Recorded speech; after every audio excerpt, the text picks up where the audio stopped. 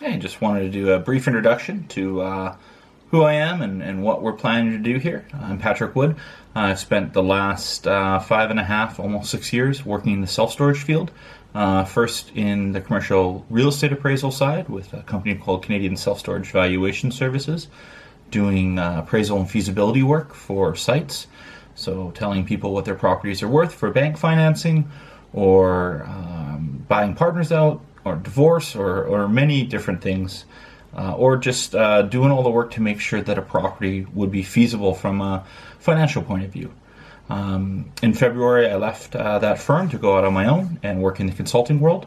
So I no longer do appraisals, and the feasibility work that I do is significantly different than it once was. No longer touching on the financial aspects of it, leaving that to the certified appraisers because that's what they're good at.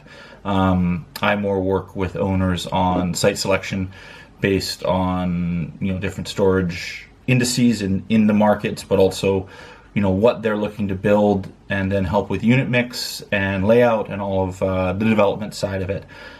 After having left my last job at Canadian Self-Storage Valuation Services, who are still active in the valuation and feasibility world, and if you'd like a contact there, please feel free to reach out to me and I can definitely put you in touch with them. They can help out with any of your appraisal or feasibility needs. I decided to get into business for myself, working in the consulting field.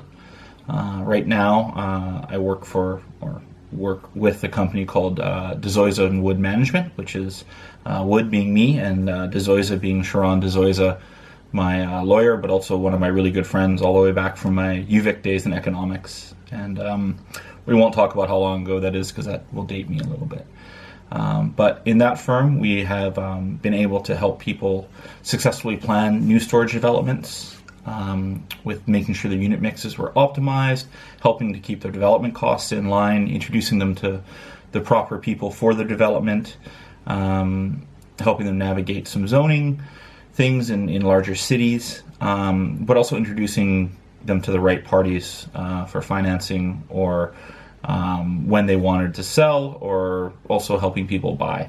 So right now that's where I'm hanging my hat, just doing sort of my own thing. I also run a website that's canadianstorageinfo.ca. It's in its infancy, but that's where I post my blogs and my articles.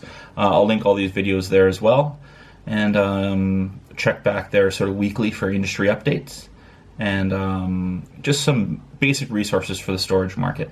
The Canadian market, unlike the US market, has very little information that's public, and I'm partially guilty of causing that issue by not liking to share some of my hard-earned information. But as we move forward and the industry becomes bigger and we have more international players entering, I figure if we can get the information out there, everyone in the Canadian industry can benefit.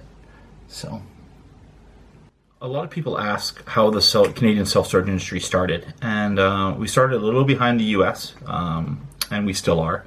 The US builds a lot faster at a lot larger scale than the Canadian market does. But self-storage in Canada started off as essentially holding income for redevelopment properties. You have a piece of industrial land, maybe not be ready to build some industrial on it yet, so what are we going to do for 5-10 years as sort of the area around it increases in value or increases in density? Well, we can build self-storage. It's pretty cheap to construct, makes some decent income, and then when it's time to redevelop into what we're looking for in terms of industrial, we'll knock it down and build our industrial. But a funny thing happened a few years after these first facilities were built, and that's that they all started making money.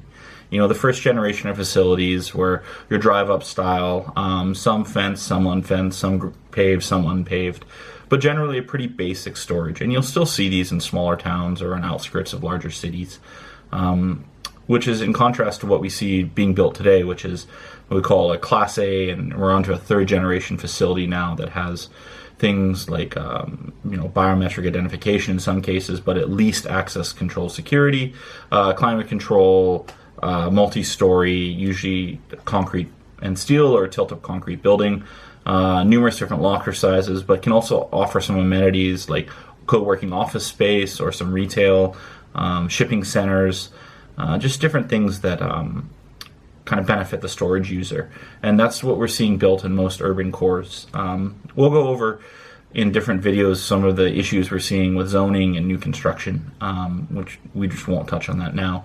If you are looking for some more Canadian information, I do have a website, like I mentioned earlier. It is canadianstorageinfo.ca. Put a link to it below. My email's on there as well. You can fire me an email if you have any questions.